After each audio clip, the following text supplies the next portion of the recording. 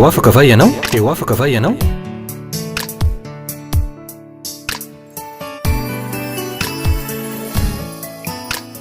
Fandaharany iarana fiangonana RHEFI Androndrakely. Eny ary tompoko fifaliana lehibe ho ahy indray ny manolotra ny arahaba ho anareo rehetra zay efa eo pototry ny fahitalavitra am'ty andro androany ity. Mirary eo mba hitondra fahasoavana ho anao, ho anareo rehetra, hitondra fahasoavana ho anao, ho anareo foana ny fampianarana entiko. Noho izany, eno tsara ity fanazavana entiko anareo androany ity. Raha azonao atao azy dia maka mihitsy baiboly afanao manamarina ny zay ambarako rehetra hoe araky ny baiboly ve zao zavatra entiko aminareo zao sa tsy ihany. Koa raha hitanao fa marina ary araky ny voalazan'ny baiboly, araky ny voalazan'ny baiboly le fanazavana entiko, de hoy aho hoe ekeo ary ankatoavy zany torevitra omeko anao zany fa ahatsaranao, ahasoanao, tsy hoe ahatsaranao sy ahasoanao androany fotsiny ihany, fa le ho avinao ray manontolo mihitsy no ho tsapanao hoe ho tsara ho soa. Ny fampianarana entiko anareo androany moa dia ny amin'ny antony na tonga ny ozina na ny fanaratsy na azo toerana teo amitsika zanak'olombelona.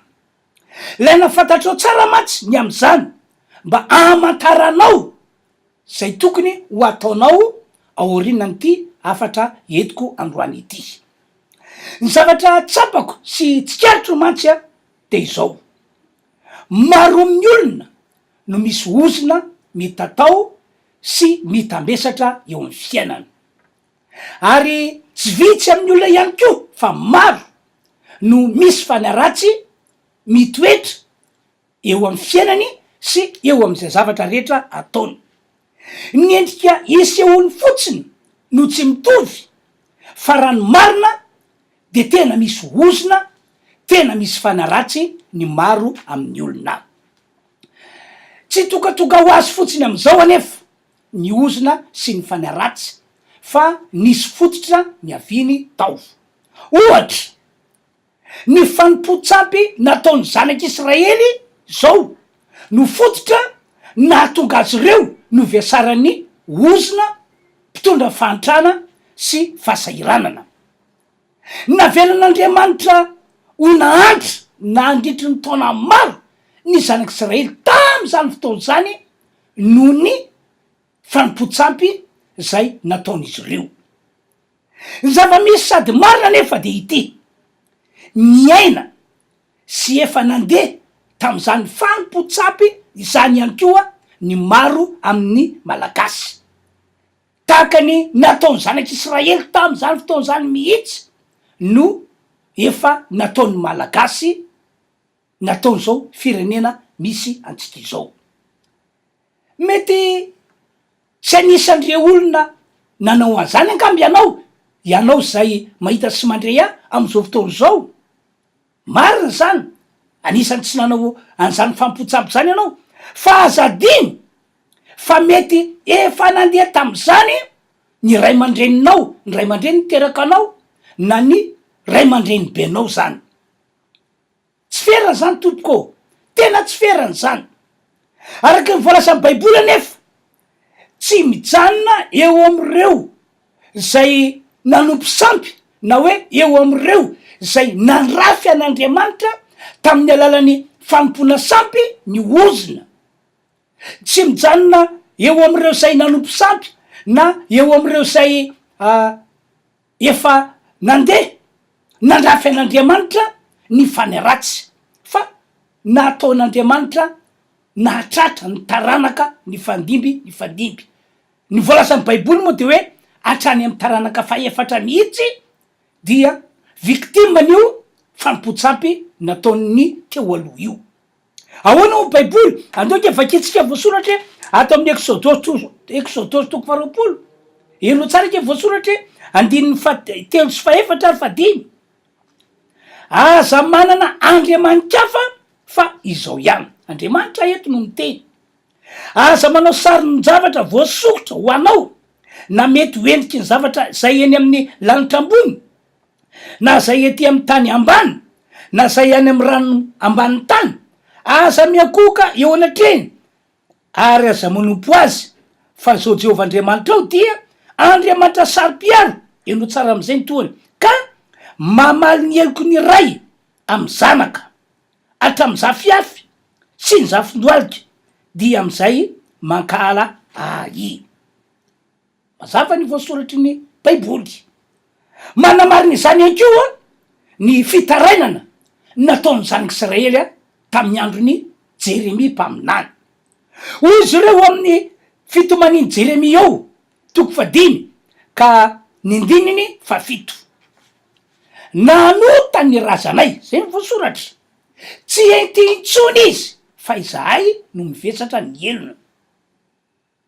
Ho fanamafisan'ilay Exodosy 20:7 ka hatramin'ny 15 zay fitarainana nataony zanak'Israely zay, hoe nanota ny razanay, ndray mandreninay, ndray mandreny be anay, ndray mandreny be tany aloha tany, fa izahay no mivesatra ny elona.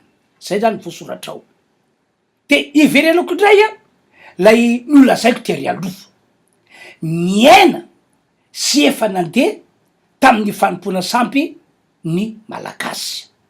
Ohatra am'izany, efa nambarako tamin'ny alala zao fandarana zao izy ity, rehefa anao fasana irevenana ny olona, na rehefa anangana trano honenana ny olona, dia tsy mandry mihitsy ny sainy raha tsy manatona mpanandro na manatona piskidy, tena tsy mandry arabaky teny mihitsy ny sainy. De tahaka ny tsy misy zany hoe Andriamanitra mamaly vavaka sy Andriamanitra mitaly zany. Ny teny ataon'ny mpanandro na ny teny ataon'ny piskidy, zany no hita hoe inono kokoa, ekeny kokoa raha oharina amin'ny teny zay nambaran'Andriamanitra ao anatin'ity baiboly ity. Tena manao an'Andriamanitra tsy tahaka ny tsy misy izy, manao an'Andriamanitra lay nahary azy hoe tsy azo ankinana io, tsy azo enterana io, raha miankina amin'io anao na mietehitra amin'io anao dia ho taraiky eo, ho tavelo eo, hietehitra amin'ny azo boboka. Ohatr'izany mihitsy ny fisainan'ny olona zay manatona andreny mpanandro piskidy reny, satria anao fasina hoany izy, na ihany ko hoe anamboatra trano honenana. Kanefa nge izy amin'io dia kristianiny, mpivavaka amin'ny fiangonana kristiana anankiray mpandray fanasan'ny tompo loholony diakony matoka amin'ny tenan'izany matsy efa nahita olona tahaka zany mihitsy aho. Efa nahita olona tahaka zany fa tsy hoe olona fotsiny no mitantara hoe ranona hono tahaka zao na ranona hono tahaka zao. Mitondra ozina ho an'lay olona sy ny taranany zany, manokatra lalana ho an'ny fanaratsy hitoetra ho aminy sy eo amin'izay zavatra ataony, ary hitoetra eo amin'ny taranany, zany fomba amam-panao zany. Manana ny fomba amam-panao ihany koa ny malagasy, toy ny hoe mamady drazana. Ny olana nefa de ity, ny olana nefa de ity, mba tsy hitenenako hoe tsy ilaina ny famadin-drazana na hoe aleoko taoko tsinitsinina famadin-drazana. Ny olana de ity hoy tsy misy am'ireo olona zay mamady drazana, tsy misy am'ireo olona zay mamady drazana ka tsy hoe tsy manatona mpanandro zany izy na tsy manatona piskidy. Tsy miroso amin'ny famadin-drazana zany maro malagasy raha tsy efa nandre na eno na nandray na nandre na naheno ny torevitry ny mpanandro na ny torevitry ny piskidy. Tsoroko aminareo anefa fa zay fanatonana mpanandro na piskidy zay de mitondra ozina sy manokatra lalana ho an'ny fanaratsy, de lay fanaratsy karazan'lay mpitondra fahafatesana, de ary le ozina karazan'lay mpitondra fahafatesana, satria famadin-drazana nataonao de tsotra ny asan'ny ratsy, ny asa fanaratsy ao ambadik'izay hitondra fahafatesana eo amin'ny fiainanao izy. Manarak'izany manana ny fomba amam-panaony ihany ko malagasy toy ny mamangy fasana. Mamangy fasana isiky ny isa-taona na mamangy fasana isiky ny volana novambra. Raha mamangy fasana ianao ka hoe manadio ny manodidina satria feno ahitra, feno korotana, feno maloto, na hoe manamboatra ny simba, tsy misy olana fanananao io ka tokony amboarina sy karakaraina. Fanananao io ao ianao ny olevina ratrizay ka de rariny raha ohatra ka hoe diovina, amboarina, karakaraina. Tsy zany anefa zava-misy fa tonga eny amin'ny fasana ny olona. Inona no ataony eny?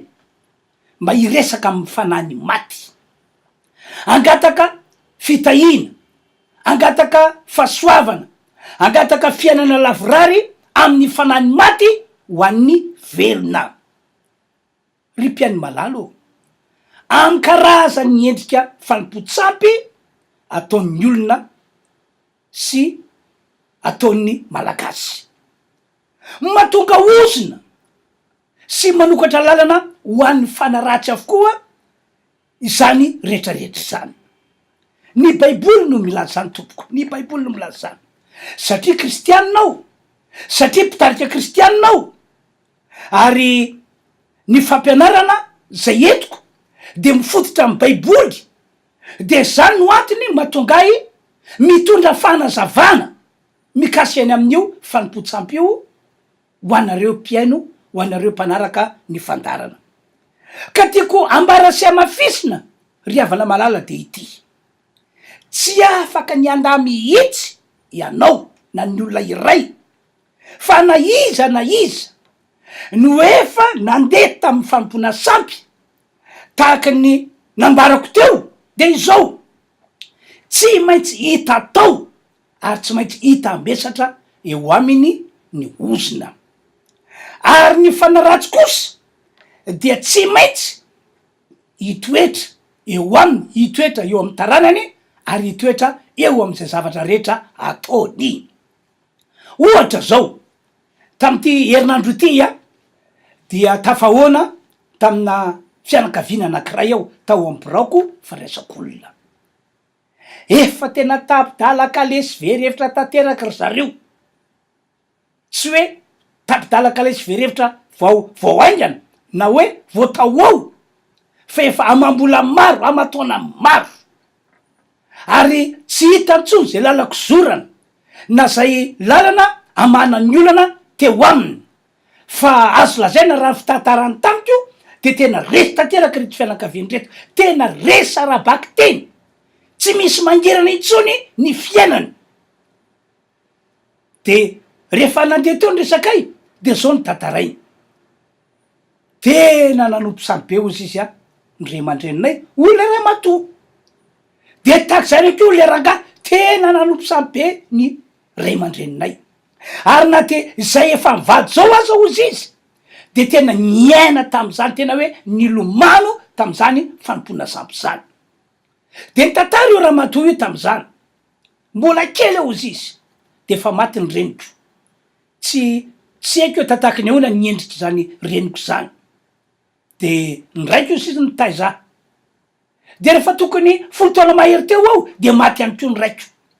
De fantarinao hoe tataky ny ahoana zany ny momba n'io ramatoa io tam'izany fotoana zany. Fa tena ory aho ozy izy, tena nijaly aho ozy izy, ary vetivety de nanambady. Rehefa nanambady ndray aho olona ramatoa dia teraka anankiray de maty io vadiko, de aveo maty io zanako. Tsy moramora nge zany ry havana malala, tena tsy moramora zany hoe voateraka zany anao de fa natsapa fangiry firiny, natsapa fahoritsaina, natsapa fahorim-panahy, efa mba lehibe na tsary tena ianao de mbola nanaraka anao teo foana zay fahoritsaina, fahorim-panahy zany, satria maty ny vadinao ary le zanako tokana maty ihany ko. De mbola nitantara ihany io ramatoa io hoe nisy ty vadiko tyo sy nakavady avy eo. De fa zao ndray zatra nitranga, rehefa fanambady zay de lasa dala io vadik'ozy izy, lasa dala de nampidirina tena anjara masina eritaona ntsabona teny ny zanaka am'izany tsisy mpikarakara de fataro am'izany hoe tatahaka ny ahoana re ny fiainan'zany ramatoa zany raha ohatra ka sendra nanana fiaina tahaka zany ianao na sendra anao zany zany zavatra zany de avereo le rangaty tantara ny tena olana ny anjara taminy fa tena amikarazany ary efa tsy zakany itsony zay ny natonga tapa-kevitra hoe andeha hoany ny fiangonana RHEFI Androndrakely isika, andeotsika hoany na de lavitra be ary misy atsika, andeotsika hoany hitady vahaolana fa efa tsy zaka entiny itsony ity fahoriana ity fahaseranana ity olana zay mianjady amy fiainatsika ity. Ry avanao tataky zany ny zavatra mitranga rehefa mitatao sy mitambesatra amin'ny olona ny ozina, tataky zany ny zava-misy rehefa nazo toerana eo amin'ny olona ny fanaratsy vokatry ny fanompona sampy. De mipetraka ihany le fanontaniana hoe tamy fomba manao ahoana ihany ko no natonga ny ozina sy ny fanaratsy nazo toerana teo amintsika zanak'olombelona. Arao araky ny efa nambarako teo aloha tsy tongatonga ho azy fotsiny am'izao ny ozina sy ny fanaratsy fa nisy fototra ny aviany tao. Ohatra am'izany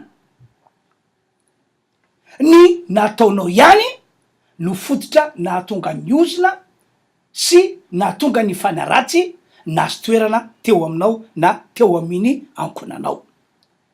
Tsy ratsy toetra amin'ny olona zany ny tompoandriamanitra zay nahary antsika zanak'olombelona, tsy ratsy toetra zany izy fa raha nahary ny olona Andriamanitra de nanahary azy ho amin'ny programa tena tsara indrindra. Zany no antony natonga an'Andriamanitra nametraka ny olona atao amin'ny sahidena. Taty aoriana indray nisy ny falavona, nisy fisarahana tampoka, fisarahana teo amin'ny olona sy Andriamanitra fa mbola nasehon'Andriamanitra hoe tsy ratsy toetra izy fa tena tia antsika izy, ary zany no antony natonga azy nanapa-kevitra hoe ny zanako ilay tokako mihitsy no omeko ny zanak'olombelona mba amonjy azy, mba hanafitra azy am'izao zavatra manjo azy zao. Fa izao hoy aho ny nataonao ihany, ny nataontsika zanak'olombelona ihany no fototra nahatonga ny ozina ny tatao sy ny tambesatra, ary fototra natonga ny fanaratsy nazo toerana teo amin'ny fiainatsika sy teo am'izay zavatra ataotsika. Manamarina zany ny tantaran-kaina. Maro amintsika mahafatra ny tantaran-kaina. Atao amin'ny Genesisy 4 no mitantara kasy any amin'ny tantarany Kaina. Ambaran'ny baiboly Genesisy 4 andiny 10 ka hatramin'ny 12 fa ny nataon'ny Kaina ihany no nahatonga ny ozina natratra azy. Le ozina avany amin'ny Adama sy Eva efa tao aminy kanefa de mbola notovanana ozina vaovao ndray ny fiainana, ka ny ozina nahazo an-kaina tam'izany fotoana zany satria nanao tsy nety izy, ny zavatra tsy araka ny sitrapon'Andriamanitra ny iainana, dia ny ozina natratra azy de lay ozina mitondra tsy fombiazana, le ozina mampandrenjeny, le ozina mirenireny. Zany natratra azy noho izy namono nafaty any abela rahalahy. Andoka evakitsika voasoratra Genesisy 4 andininy 10 sy 11 toy zao mivolaza amin'ny baiboly.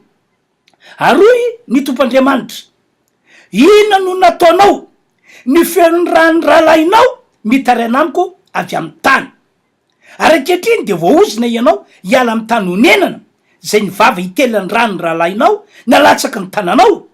Raha miasa ny tany ianao tsy mba ahavokatra ho anao ntsony izy, zay le ozina tsy mahomby. Ho mpandrenjena sy mpirendreny eny ambony tany ianao, zay le ozina mirenireny sy mandendeha sy vezivezy fotsiny tsy manan-katao. Ny nataontsika no fototra natonga ny ozina sy natonga ny fanaratsy nahita lalana nipetrahana teo amintsika. Ndray mandeha aho tafahoana tamina ramatoa iray, tonga tao ambroko io ramatoa io. Ny antony natongavany tao satria tsy netiny tsy netiny toejazy izy nefa efa mataonany izy no nanambady de teo alohan'zany de efa nanao zay azo atao izy karakara tena ntsapo tena nanatao dokotera nanatona mpitsabo ny sasa moa de nanatona mpanotra sinsisy nataony daholo zay azo natao rehetra fa tsy netiny toejaza mihitsy izy tam'zany de sorana moa tompo fa nandreny toroteny nataoko tamin'ny radio izy de zay ny natokavany tao amborako ny tantaran'izay olana izay ary nangatabavaka fa rehefa ndresaka teo zahay de teo no nahitako hoe normal raha tsy mety mitoejaza ty vehivavy ity satria no tantarainy fa mitoeja nanala zaza foana hony izy no niditra sy ny adalàna de nitoejaza de ny asorony tsy ndre mandeha na indroa na intelo nefitra ny dimy amaniny fa efa imbetsaka izy no nanala zaza ka rehefa toka ny fotoana irosony amy fanambadiana am'izay mba hoe anataranaka de teo no nanao ny ataony ny ozina sy ny fanaratsy tsy navela ny ozina hipetraka tao akibony itsony ny zaza no sakana ny fanaratsy ny zaza mba tsy toetra tao amy kibony enina de naniry fatratra ny ananjanaka ary izy de tsy nety tanteraka zany tsy nety nataony ny ozina nataony fanaratsy tsy namokatra tsony ny tranonjaza zay ny mahatonga ny teny hoe ny nataonao ny nataontsika ihany no fototra natonga ny ozina ny tatao sy ny tambesatra ary fototra natonga ny fanaratsy nazy toerana riavana hoy aho aminareo zay mahita sy mandrea amy tiandran'io ty dino isy fantary ny nataonao rehetra na ny nataonao tany alohabe tany na ny nataonao tateorina tsy misy ozina sy fanaratsy tongatonga ho azy fotsiny am'izao eo amitsika zanak'olombelona sy eo am'izay zavatra nataotsika fa nisy fototra ny avinatra ny antrany tao ataoko fa nazava taminao manokana nazava tamitsika le ohatra roa no tantaraiko taminareo teo ataoko fa nazava tsara mihitsy le ohatra anakoroa zay no tantaraiko taminareo teo tompoko de mikasika any amin'ny kaina ary mikasika any am'ilay vehivavy nanala zaza matetitetика iverenako indray ny am'le resaka fanompotsabo teo raha mandinika ny zava misy atao Madagasikara ao de resy lahatra tena resy lahatra fa ozina sy fanaratsy mitatao sy mitambesatra ary nazy toerana teto am'ty firenena ity no fototry ny fahantrana misy eto Madagasikara mba dinio ange ity fanazavana ataoko ity minao fa tena nanana tanjona tsara mihitsy reo mpitondra ny fandimby teto Madagasikara nanana tanjona tsara ho fanarenana anty Madagasikara ity ary tsy nataotao fotsiny reny voady na hoe reny fianianana nataony amasom-bahoaka ireny fa saikindrisy zay rehetra tonga teo dia tsy nisy natavavoaka baolina tsy nisy natavavoaka baolina arabaky teny inona ny antony ho ianao mety manana hevitra be de be angamba ianao entinao milaza ny antony natonga ny mpitondra tsy natavavoaka baolina natonga malagasy tsy afaka fantrana mihitsy mety manana hevitra be de be angamba ianao aroso sy ambara fa izao kosa nefa de milaza aminao araky nitako anatin'ny baiboly fa ozina sy fanaratsy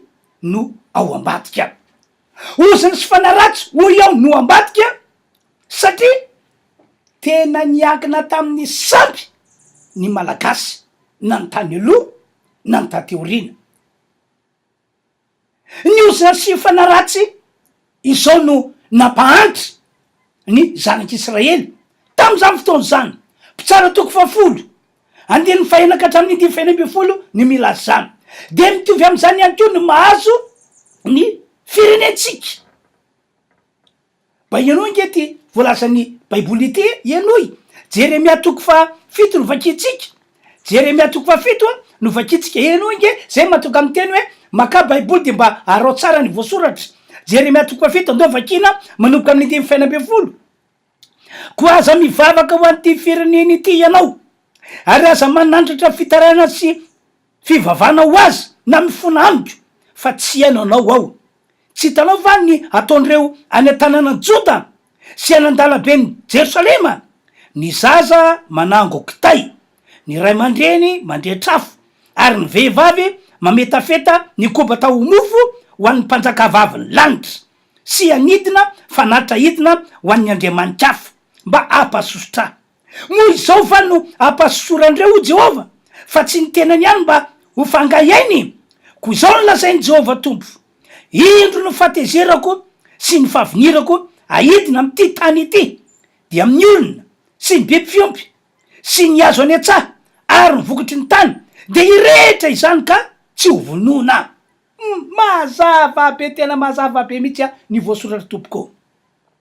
Tsy zany mantsy fa mahita sy mandray aho fa maro amin'ny kristianina no mivavaka ho an'ity firenena malagasy ity. Tsy hoe vao maro zany, fefa taona vitsivitsy zay. Fa saingy ny teo ihany ny teo mivavaka ny kristianina maro, fa saingy ny teo ihany ny teo. Tsy mety tonga eto Madagasikara mihitsy ny famindrapon'Andriamanitra. Zavatra mifanohitra am'zany no mitranga, miamiletika ny fiaina malagasy, miamavesatra ny fahasarotam-piainana eto Madagasikara, efa tsy ho tondra tsy ho zaka lanjainy intsony. De hoy aho hoe so de ity Jeremia 7:9-10 ka hatramin'ny 10 ity azy io tanteraka io, ka na de efa misy mivavaka azy de tsy mihaino Andriamanitra, tsy manongila tsofin'Andriamanitra ary tsy mamonjy Andriamanitra. Fa ny mampahery ahy tompoko de ity, fa ny mampahery ahy nefa de ity, ary tsy makivy ahy zany. Zava-nisy tamin'ny andro zanak'Israely le izy, rehefa niala tamin'ny fanompona sampy ny zanak'Israely satria tonga sainy izy nanoloana ny fantrana faratapo nahazo azy amataona maro, ary zay fahatsovatezay no natonga azy ireo nanapa-kevitra hoe hiverina amin'Andriamanitra ka hoesorina ao an-tranony, esorina ho tokantranony, hoesorina atao am'le firenena misy azy ny sampy, de namindra fo ihany ny tombo tateoriana. Any mpanjaka any ampitsara toko 10 any andy 15 no metatary zany hoe de tsy natsidra ny fanahiny intsony Jehova no ny fantrany zanak'Israely, ary tam'izany izy no nanomana mpitarika mpanjaka amonjy ny firenen'ny Israely zany. Ka ny afatra farany entiko anareo de ity riavanao: tianao, tiantsika, ary tian'ty firenena malagasy misy atsika tya ny tompo Andriamanitra tsy to, tena sitrany ny amonjy ny fanahintsika ary ny anome fiadanana sy fitsarana ho antsika malagasy eto Madagasikara. Noho izany ekeo ny programan'Andriamanitra entina manatanteraka zany fitiavana sy zavatra tian'Andriamanitra ho atao zany. Ka hoy aho hoe miverena amin'Andriamanitra amin'ny alalan'ny finoana Jesosy Kristy, miverena amin'Andriamanitra amin'ny alalan'ny fanekena ny Jesosy Kristy, isika rehetra zay mandre an'izao afatra izao. Miverena amin'Andriamanitra ary minoa ary maneke fa Jesosy Kristy no vahaolana ho antsika manoloana fantrana sy fahasaranana, ary vahaolana ho antsika manoloana zao firenena malagasy efa latsaka ankaterena izao. Miverena amin'Andriamanitra fa tena monjy fanantsika Andriamanitra ary ama ny olana misy eo fiainatsika. Fa orinan'izany de azo antoka fa anafaka atsika fantrana ny tompo Andriamanitra ary anome fiadanana sy fitsarana ihany koa izy. Ahoana ho Jesosy? Mazava ny teny Jesosy, izy mantsy no vahaolana nomen'Andriamanitra atsika zanak'olombelona velona eto ambony tany ity, vahaolana ho an'ny firenentsika. Mazava be ny teny nataony Jesosy Jaona 7:7, ny fiadanako no meko anareo, ny fiadanako no avelako anareo. De zao no toan'le teny, tsy tahaka ny fahamezany ity zao tontolo zao ty ny fiadanana no nomezako anareo ny fiadanako. De any amin'ny Matthieu 7:20 dia mbola zao ihany koa ny teny nataony Jesosy: makanesa ty amiko ianareo rehetra miasa fatratra sy mavesatra entana, fa izao no anomenareo fitsarana. Ho antsika rehetra zany zay matsapa fa ao anatin'ny fantrana sy fahasaranana, ao anatin'ny olana tsy evahana, misatra mahaviarevitra fiainatsika ny vahaolana tsara ndrina tompoko sady vahaolana avy any an-danitra avy amin'Andriamanitra le izy vahaolana tena tsara ho eo de ny fiverenantsika am' Jesosy amin'Andriamanitra amin'ny alalany finoana Jesosy ary ny fanapahantsika hevitra hiala amin'ny fanompona sampy ka anome toerana Jesosy ao anatsika isika fa ho tanteraka ny fiadanana nampanantenan'i Jesosy ho tanteraka ny fitsarana nampanantenan'i Jesosy. Ankoatran'izany voniny izahay fiangonana RHEFI Androndrakely ny vavako anareo anapaka ny ozina zay nitatao sy netabetsatra androaka ndreo fanaratsy zay fototry ny olana ka dia afaka manatona anay ianareo fa voniny izay andray anareo afaka mamonjy fotoam-pivavahana zay ataona ihany koa anareo fa fahasoavana lehibe ho anareo ny fatokavana mamonjy fotoam-pivavahana reo voalahatra reo moa zany ny fandaram-potoana miantso anao Andriamanitra ankehitriny mandotona varavara fonao izy aza manamafofonao tsony miroso fa tianao ny tompo ivavaka atsika tompoko.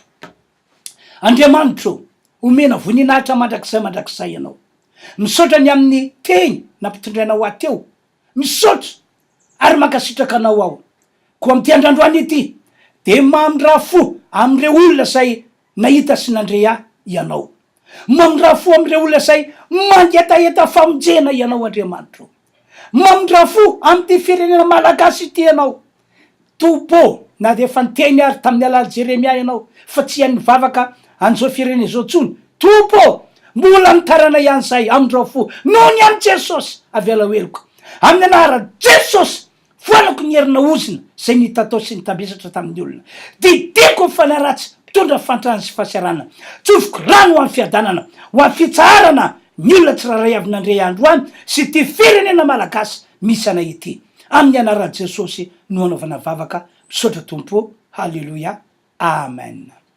Zay zany tovoka de mirary ny fahasoavan'Andriamanitra ho amintsika rehetra tompoko. Teo afaka va ianao? Teo afaka va ianao?